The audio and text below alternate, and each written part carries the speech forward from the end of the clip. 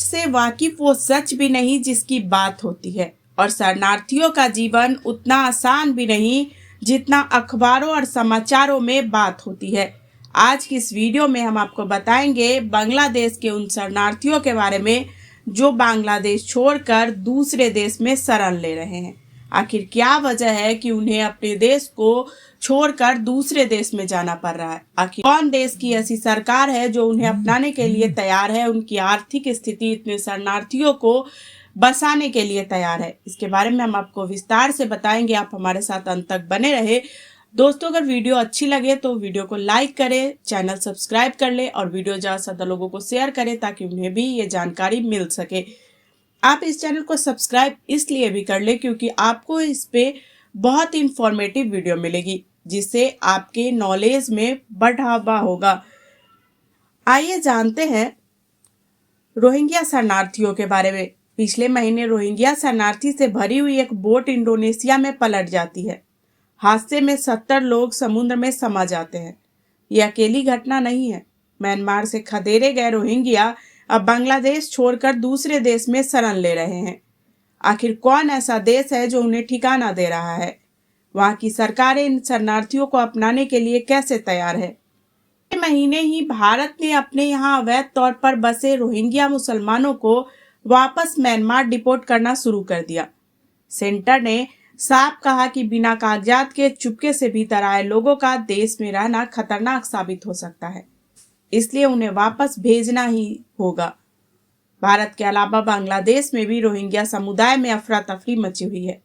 वे वहां के कैंप छोड़कर 1800 किलोमीटर दूर लंबी समुद्री दूरी पार करके इंडोनेशिया पहुंच रहे हैं।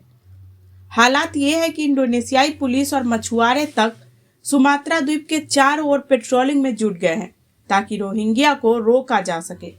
पर सवाल यह उठता है कि क्यों बसे बसाए लोग बांग्लादेश छोड़कर भाग रहे हैं? किन देशों की तरफ वो जा रहे हैं? क्या ये देश उन्हें आधिकारिक तौर पर अपना पाएगा? साल 2017 में म्यांमार में हुई हिंसा के बाद लाखों रोहिंग्या मुसलमान बांग्लादेश पहुंच गए थे। बांग्लादेश खुद आर्थिक तौर पर काफी मजबूत नहीं है, लेकिन मानवीय आधार पर वो शरणार्थी जो अपने यहाँ बसाने के लिए तैयार हो गया, इसमें बड़ा हाथ यूएन का भी था। उसने और कई दूसरे इंटरनेशनल संस्थाओं ने बांग्लादेश को काफी मदद देने का वादा किया।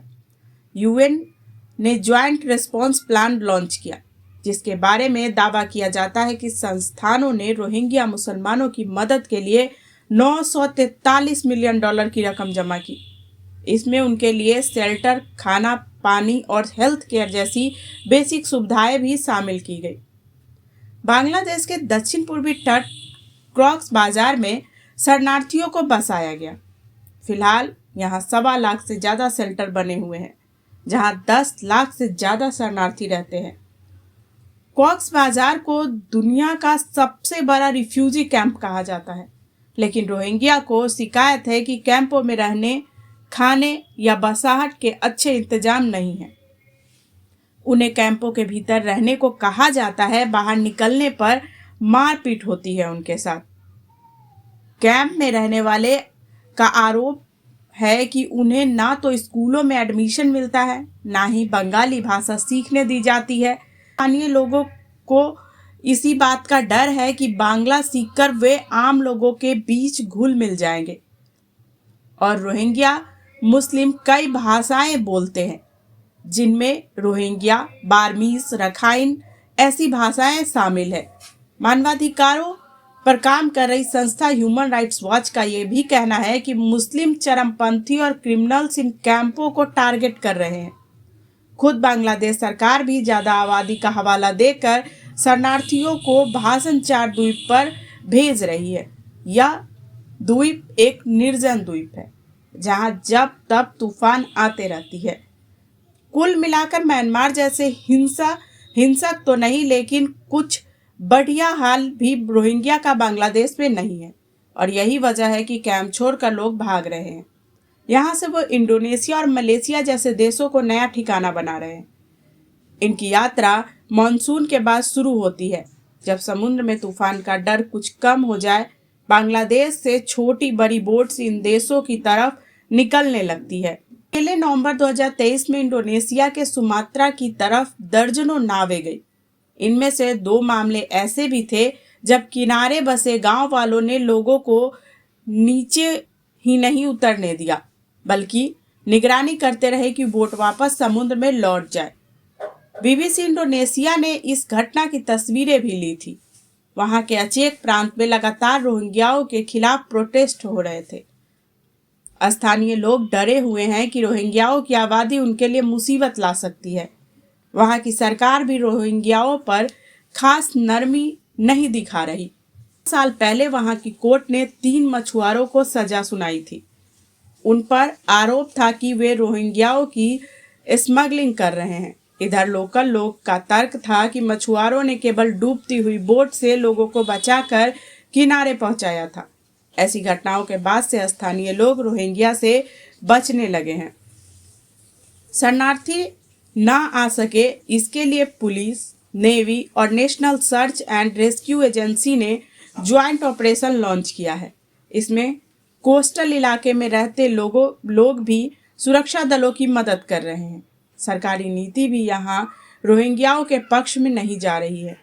बता दें कि इंडोनेशिया ने रिफ्यूजी कन्वेंशन पर दस्तखत नहीं किए। ऐसे में शरणार्थी को लेने के लिए वो मजबूर नहीं है। लेकिन इसका दूसरा सिरा भी है। इंडोनेशिया भले ही रिफ्यूजी कन्वेंशन का हिस्सा नहीं है, लेकिन उसने UN convention of the law of sea पर साइन किया है और यह नियम कहता है कि इंडोनेशिया को समुद्र में खतरे में पड़े लोगों की मदद करके उन्हें निकटतम सेफ जगह तक ले जाना ही होगा। बांग्लादेश से भागकर मलेशिया पहुंचे रोहिंग्याओं की हालत भी खास अच्छी नहीं है। फरवरी में यहाँ के इमिग्रेशन सेंटर से काफ़ी शरणार्थी भाग गए हैं, जिनकी तलाश जारी है। इमिग्रेशन डिपार्टमेंट ने लगभग 400 पुलिस अधिकारियों को इस काम में लगा दिया है। United nation of commissioner for refugees के अनुसार अगर देखें तो फिलहाल मलेशिया में 1 लाख से ज़्यादा रोहिंग्या शरणार्थी है और ये सभी अपने रिस्क पर वहाँ रह रहे हैं। असल में मलेशिया में असाइलम के लिए प्रोसेस करने वाले कोई सिस्टम नहीं है। ऐसे में रिफ्यूजियों को घुसपैठियों की तरह देखा जाता है। वे पहुंच तो जाते हैं, लेकिन छिपकर या बहुत कम तनख्वाह पर काम करने को मजबूर रहते हैं। उनके बच्चों का कोई भविष्य नहीं होता वहाँ। स्थिति ये है कि मलेशियाई सरकार ने साल 2019 के बाद से यूएनएचसीआर को भी अपने डिटेंशन सेंटरों में जाने की इजाज़त नहीं दी। किसी को पक्की जानकारी नहीं कि डिटेंशन कैंपों में बंद शरणार्थी किन हालतों में हैं और यही कारण है कि वे मलेशिया के भी डिटेंशन सेंटर छोड़कर भागने लगे हैं। लेकिन यहाँ भी उन्हें छुटकारा नहीं मिला। अप्रैल 2022 में पेनोंग स्टेट से 500 शरणार्थी भागे थे, जिनमें से 6 की हाईवे पर मौत हो गई। मलेशिया आने के लिए भी शरणार्थी समुद्र का रास्ता लेते हैं। ऐसे में पकड़े जाने का डर कम रहता है। हालांकि दूसरे खतरे बढ़ जाते हैं। जैसे पिछले साल ही 600 के लगभग शरणार्थी समुद्र में लापता हो गए और माना जा रहा है कि वो डूब चुके हैं। आप इन शरणार्थियों के बारे में क्या सोचते हैं, हमें कमेंट बॉक्स में ज़रूर बताइएगा। हमें आपके कमेंट का बेसब्री से इंतजार रहेगा। मिलते हैं अगली वीडियो में कुछ ऐसे इंटरेस्टिंग टॉपिक के साथ। तब तक जय हिंद, धन्यवाद।